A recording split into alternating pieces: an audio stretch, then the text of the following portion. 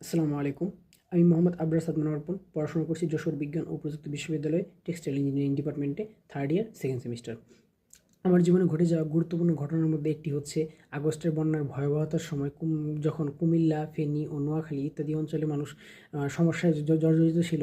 সে সময় আমি আমার দেশ ও দেশবাসীর মানুষের পাশে দাঁড়াতে পেরেছি।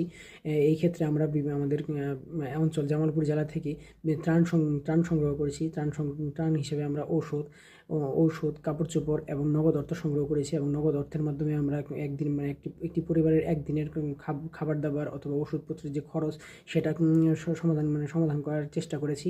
এবং আমরা ছোটো ছোটো টিম গঠনের মাধ্যমে তাদের সেসব পরিবারের কাছে পণ্যগুলো পৌঁছে দেওয়ার ব্যবস্থা করেছি। আমি নিজে কয়েকবার তাদের কাছে গিয়েছিলাম।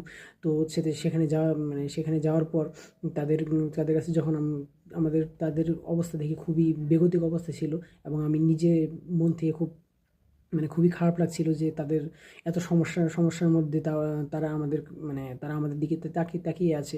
যখন আমরা পণ্যগুলো তাদের কাছে অথবা সেই সার্ভিসটা যখন আমি তাদের দিতাম, আমাদের দেখে তাদের হচ্ছে তাদের চোখের যে হাসি বা কৃতজ্ঞতা প্রকাশ পেত, সেটি আসলে কথায় প্রকাশ করার মতো না। তো হচ্ছে এই জার্নিটা যে খুব সহজ ছিল এমনও না। এই জার্নির ক্ষেত্রে আমার অনেক ধরনের নেগেটিভিটি ফেস করতে হয়েছে।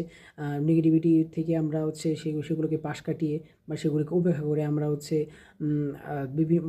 ত্রাণ সংগ্রহ করেছি এবং দেশ ও দেশের মানুষের সেবা করব এই কথা ভেবে সেগুলো আমি আসলে গ্রাহ্য করিনি।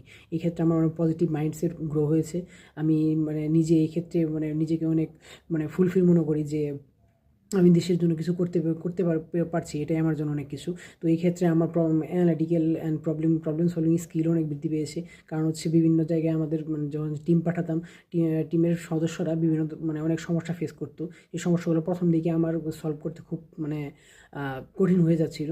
পরবর্তীতে একটা নির্দিষ্ট সময় পর আমি বুঝতে পারছিলাম আসলে সমস্যাগুলো কেন হচ্ছে, কীভাবে সলভ করতে হবে অথবা সেখানে যাওয়ার পরে কী ধরনের সমস্যা হতে পারে। সেই প্রবলেমগুলো সলভ করার জন্য বিভিন্ন ফরকাস্টিং করে রাখতাম। তো আচ্ছা, আমরা বিভিন্ন ইন্ডাস্ট্রি বা ফ্যাক্টরির কাছেও গিয়েছিলাম, আমাদের বড় বড় প্রতিষ্ঠানের কাছে গিয়েছি এবং তাদের সাথে নেগোশিয়েট করতে হয়েছে এবং সেই ক্ষেত্রে তারা অনেক হেল্প করেছে। কিন্তু এইভাবে আমার নেগোশিয়েটিং স্কিল এবং অ্যানালিটিক্যাল স্কিলও বৃদ্ধি পেয়েছে এবং এতগুলো টিম একসাথে নিয়ন্ত্রণ করার মাধ্যমে আমার লিডারশিপ স্কিলের অন্যতম দৃষ্টান্ত দিতে পারি আমি এখানে। পাশাপাশি আমি যখন চাকরি ক্ষেত্রে যাব তখন আমি আমার দেশ ও দেশবাসীর জন্য কিছু করতে চাই। আপনারা সবাই আমার জন্য দোয়া করবেন। আসসালামু আলাইকুম।